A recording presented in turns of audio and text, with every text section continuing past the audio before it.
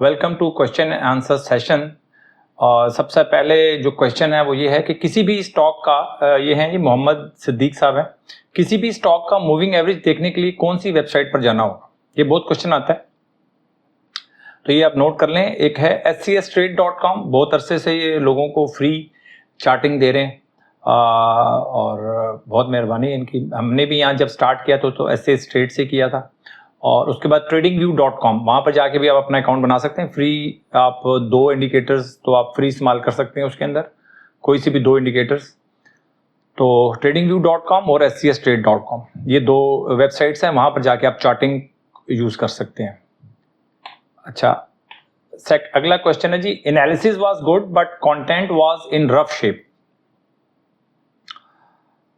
अब मुझे नहीं पता कि अभी क्या कहना चाह रहे हैं। बेसिकली देखिए, मैं दिन में 3 वीडियोस बनाता हूँ और ऊपर नीचे बनानी पड़ती हैं वीडियोस, टाइम कम होता है और मैं कंटेंट बेसिकली बनाता नहीं हूँ। कंटेंट मैं जिस टाइम वीडियो स्टार्ट करता हूँ उसी वक्त मैं सोच रहा होता हूँ, उसी वक्त मैं बोल रहा होता हूँ, तो वो कुछ फंबल भी होती हैं चीज़ें और सोचने की वजह से भी थोड़ा सा बोलने के अंदाज में फ़र्क नज़र आ सकता है आपको।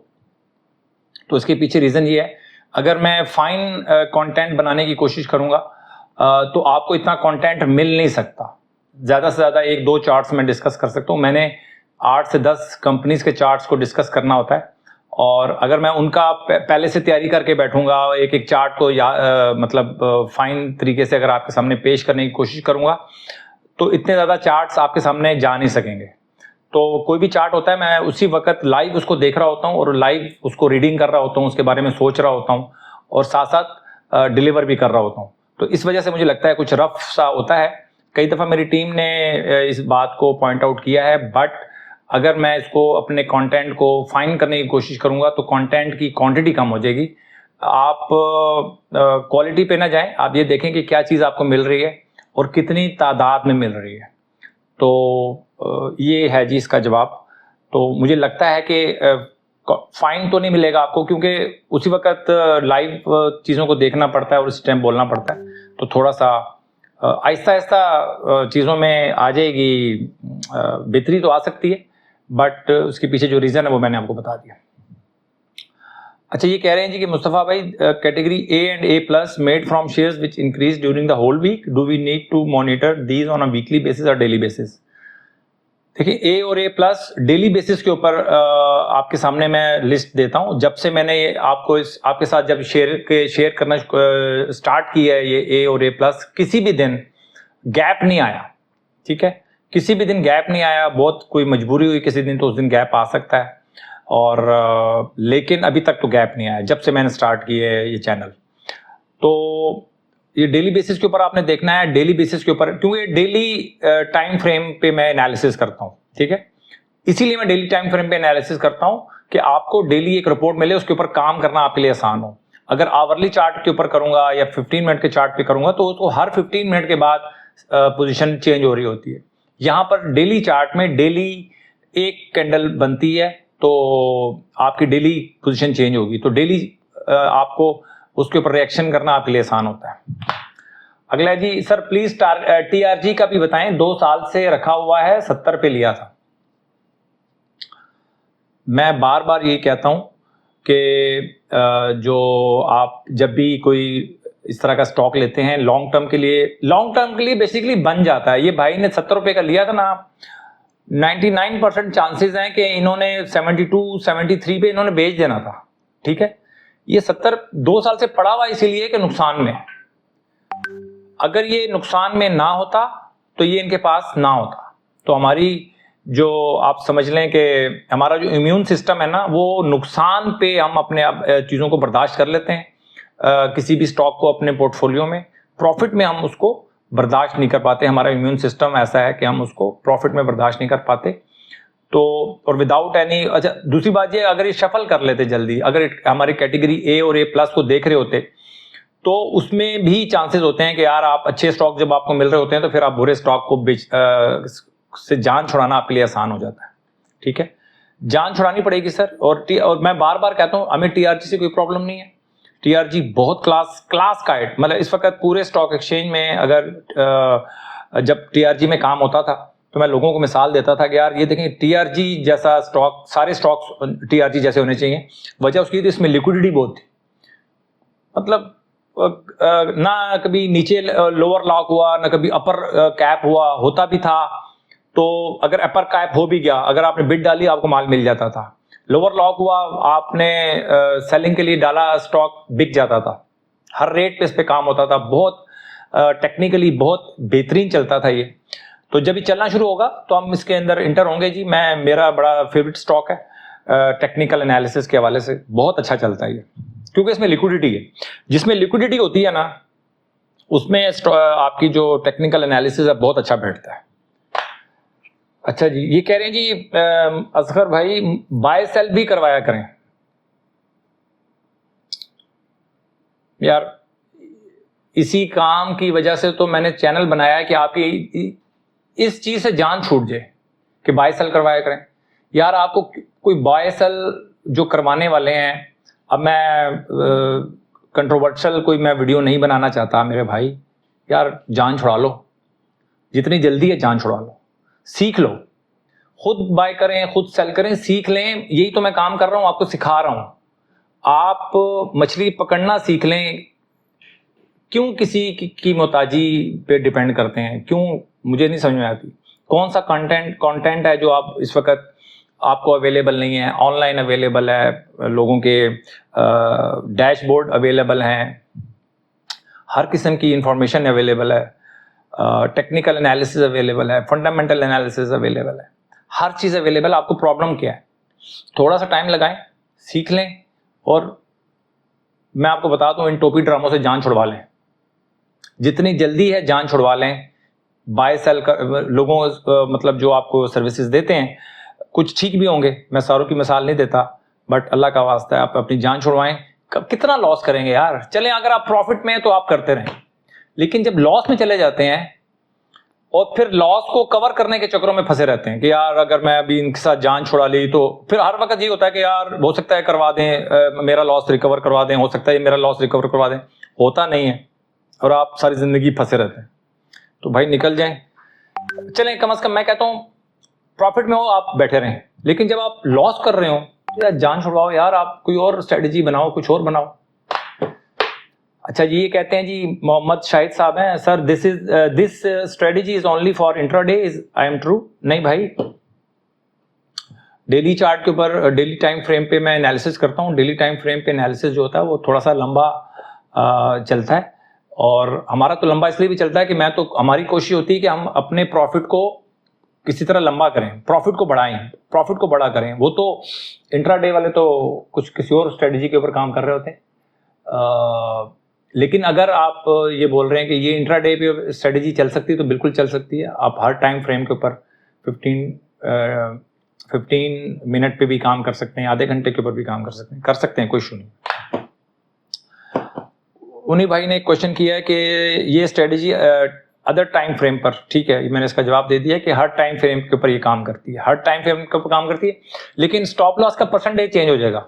डेली टाइम फ्रेम पे काम कर रहे हैं तो 7 से 8% जब स्टॉप लॉस आप रख रहे हैं तो आवरली चार्ट के ऊपर वो स्टॉप लॉस नहीं होगा, या 15 मिनट के चार्ट के ऊपर वो स्टॉप लॉस नहीं होगा। स्टॉप लॉस चेंज हो जाएगा। टारगेट, जब प्रॉफिट टारगेट चेंज होता है तो स्टॉप लॉस भी चेंज होता है। ठीक हो गया? स्टॉप लॉस की जो परसेंटेज है वो चेंज हो जाती है, और जब छोटा स्टॉप लॉस होगा बार बार स्टॉप लॉस हिट भी होगा आपका। CSAP target 250। अब ये बताना चाह रहे हैं, आतिफ शुजा साहब हैं, ये बताना चाह रहे हैं कि CSAP का जो टारगेट है वो 250 है।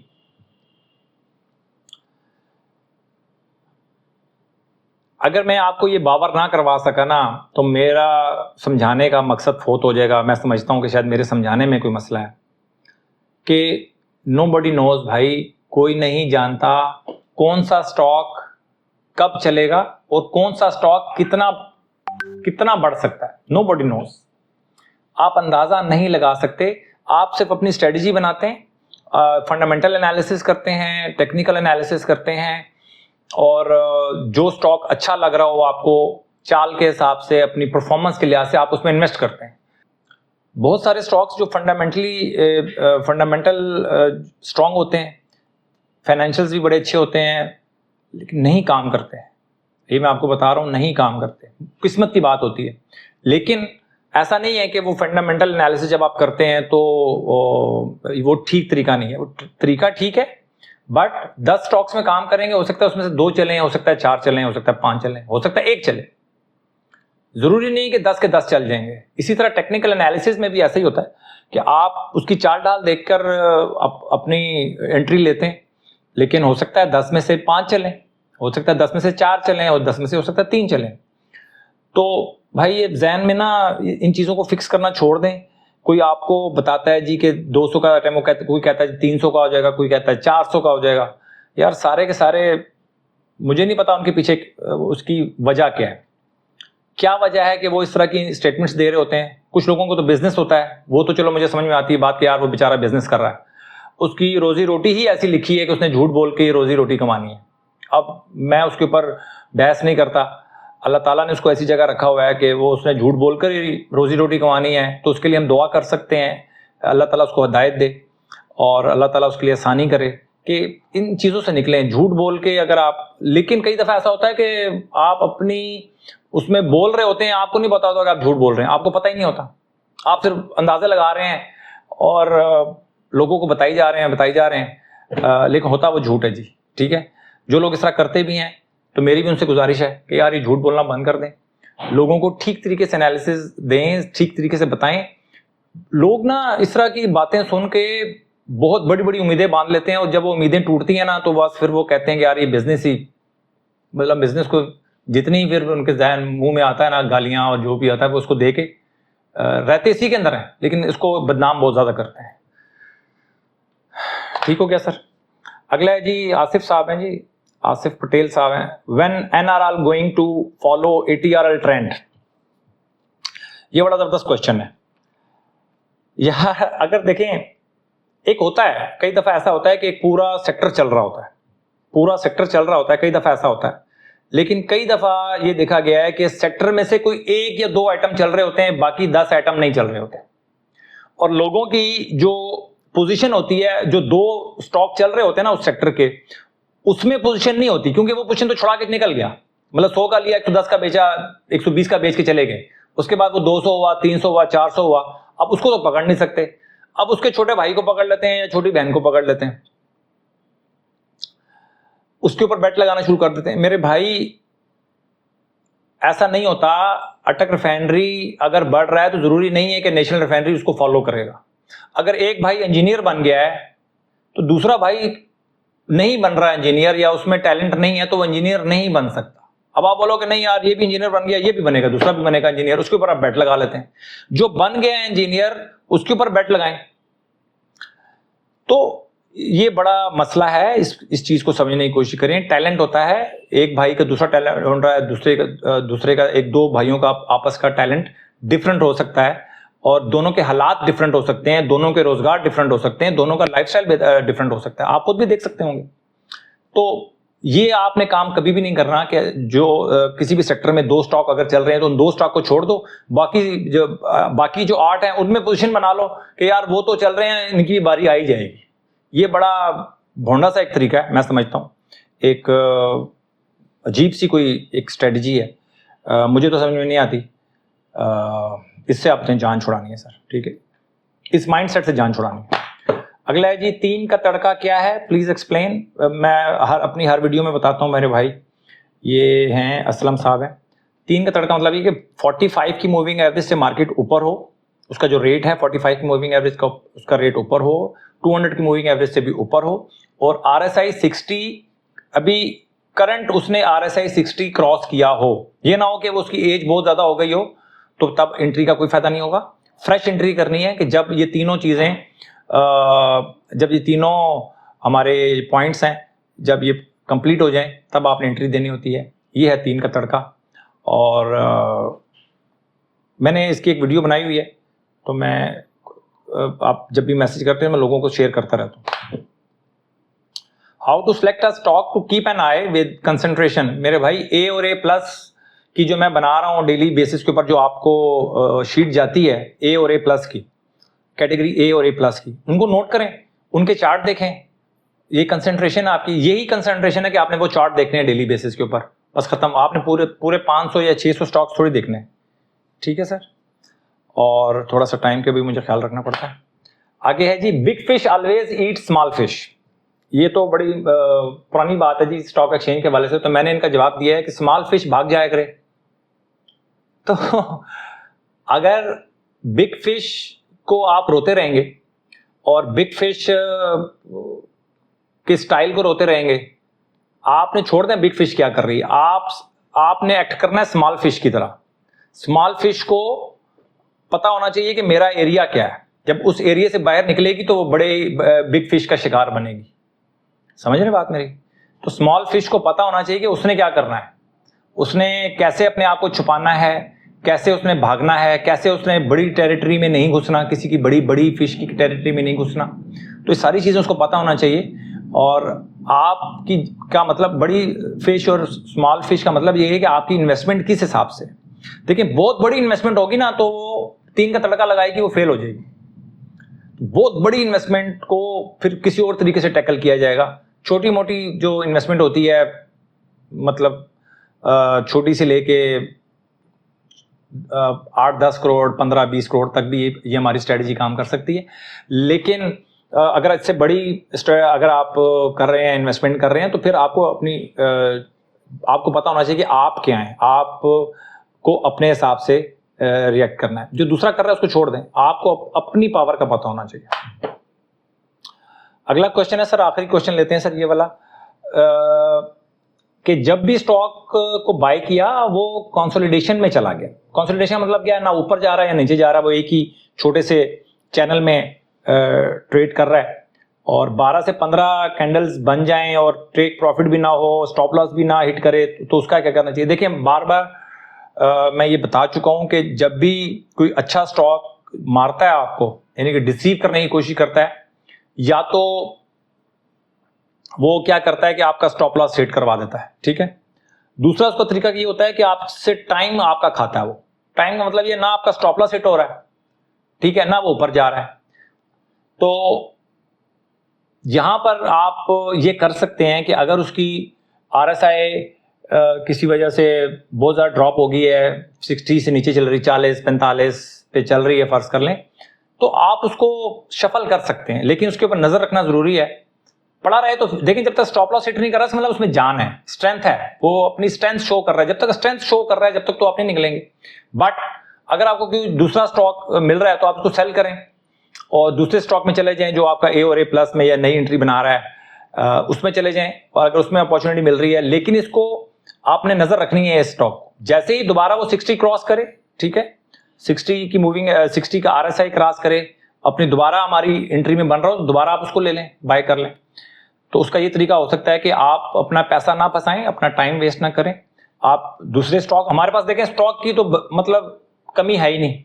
ये तो वो बंदा परेशान हो जिसके पास स्टॉक की कमी हो। हमारे पास स्टॉक की कमी नहीं है, अल्हम्दुलिल्लाह। हमारे पास जब भी मार्केट चलेगी स्टॉक्स बहुत हैं, तो इनको आप सेल करें, नए स्टॉक में चले जाएं। वो परफॉर्म कर गया तो ठीक है, इसको भूल जाएं आप। लेकिन अगर वो परफॉर्म नहीं करता या थोड़ा प्रॉफिट दे रहा है, तो उसके बाद ये बढ़ना शुरू करता है, तो इसके ऊपर आपकी नजर तो है, उसको सेल करें, थोड़ा बहुत प्रॉफिट लें, उसमें से इसमें आ जाएं। तो इस तरह इसको आप मैनेज कर सकते हैं, ठीक है जी। आपने अपना बहुत ख्याल रखना है और मार्केट में स्टॉप लॉस के साथ ही काम करना है। इस मार्केट में किसी भी क्रैश का हिस्सा नहीं बनना। अगर आप किसी भी क्रैश का हिस्सा बने तो मैं समझता हूं कि मेरी वीडियोस बनाने का जो मकसद है, जो इतनी मेहनत कर रहा हूं, वो मेहनत ज़ाया चली जाएगी।